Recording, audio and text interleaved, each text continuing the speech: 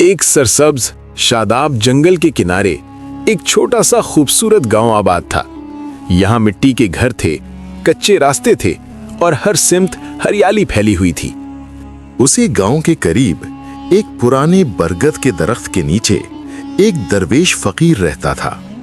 लोग उसे एहतराम से बाबा सलीम कहते थे।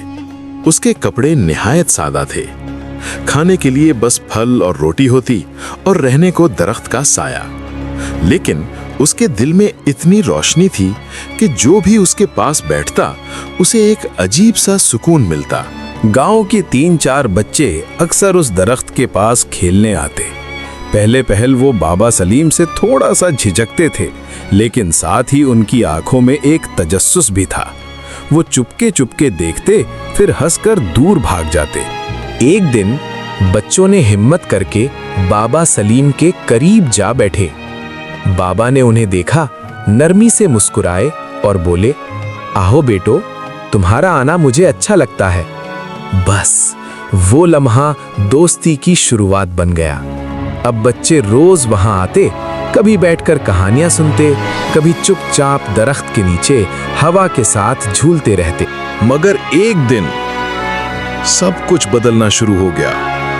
बादल आना बंद हो गए, जमीन खुश्क होने लगी, खेत प्यासे रह गए और रफ्ता रफ्ता कुएं भी खाली होने लगे। गांव वालों के चेहरों पर फिक्र की लकीरें आ गईं। कोई आटा बचाने लगा, कोई पानी नाप नाप कर पीने लगा।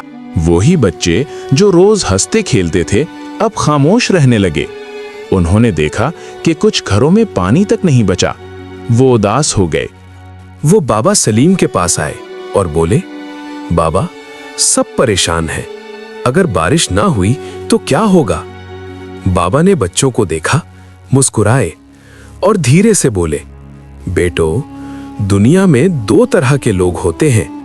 एक वो जो मुश्किल देखकर डर जाते हैं और दूसरे वो जो मुश्किल के वक्त एक दूसरे का हाथ पकड़ लेते हैं। याद रखो, जब दिल एक हो जाए तो छोटे हाथ भी बड़ा काम कर जाते हैं। ये बात सीधी बच्चों के दिलों में उतर गई।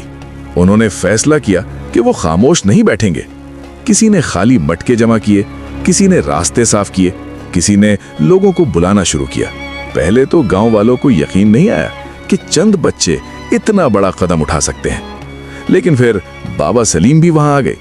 उन्होंने सिर्फ इतना कहा, अगर एक दरख्त को बचाना हो तो उसकी हर जड़ मजबूत होनी चाहिए। बस ये सुनना था कि पूरा गांव एक टीम बन गया। कोई पानी लाता, कोई मटके संभालता, कोई तालाब खोदता। एक सुबह बच्चे हस्बे मामूल बाबा सलीम के पास पहुंचे, लेकिन वो वहां नहीं थे। बस दरख्त के नीचे उनके कदमों के हल्के निशान और एक खामोश हवा रह गई थी। वक्त गुजरता गया, बच्चे बड़े हो गए, लेकिन उस बात को कभी नहीं भूले। उन्होंने हमेशा लोगों को जोड़ा, उन्हें सिखाया कि असल ताकत इकट्ठा रहने में है, असल दौलत पैसे में नहीं, एक दूसरे के लिए खड़े होने में है। और यूं वो छोटा सा गांव हमेशा के लिए मोहब्बत और इत्तेहाद की मिसाल बन गया।